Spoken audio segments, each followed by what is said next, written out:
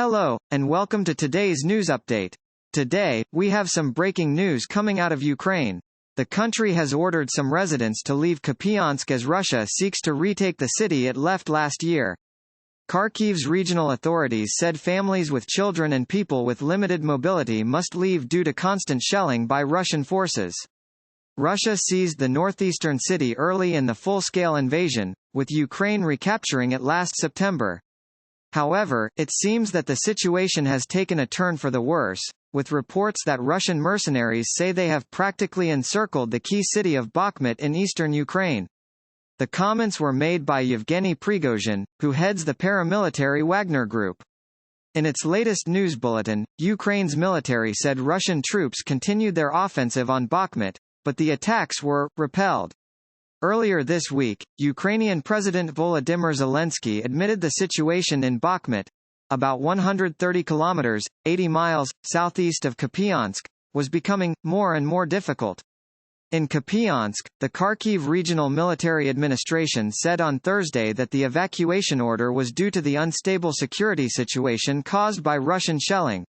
It said those evacuated would be provided with assistance, including accommodation, food, humanitarian aid, and medical support. Other citizens were also permitted to leave the region, it added. The city had a pre-war population of around 25,000. The military said 812 children are currently registered in Kupiansk and the surrounding district, as well as 724 disabled people. The Institute for the Study of War said this week that Russian forces were continuing limited ground attacks northeast of Kupiansk, as well as offensive operations around Kreminna, about 80 kilometers southeast.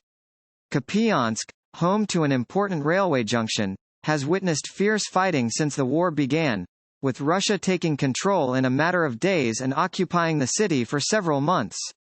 However, in September Ukrainian forces took back control amid a rapid counterattack in the country's northeast that saw almost the entire Kharkiv region brought under Kyiv's control. Last month, Ukraine warned that Russia was preparing a major new offensive, with officials saying Moscow has amassed thousands of troops on Ukraine's eastern flank. And Defense Minister Alexei Reznikov warned a month ago that Russia could try something to mark the anniversary of the full-scale invasion on the 24th of February. But that apparent escalation has not translated into major successes on the battlefield, despite apparent advances around Kupiansk and Bakhmut. In a video posted on Telegram, Mr. Prigozhin, head of the paramilitary group Wagner, on Friday said that pincers are closing in around Bakhmut. And in a direct message to President Zelensky, he said Wagner units had practically encircled the city, with only one road remaining. He called on the Ukrainian president to abandon the city. In a separate development on Friday, Vladimir Putin is chairing a meeting with the country's top security officials. It comes a day after the Russian president accused a Ukrainian sabotage group of entering a Russian border region and opening fire on civilians. The governor of Bryansk region said, saboteurs from Ukraine, had fired at a civilian car in Lyubechane, a border village, killing 2 men and wounding a 10-year-old boy. Kyiv strongly denied the Russian claim, describing it as Moscow's provocation. That's all for today's news update. Thank you for watching.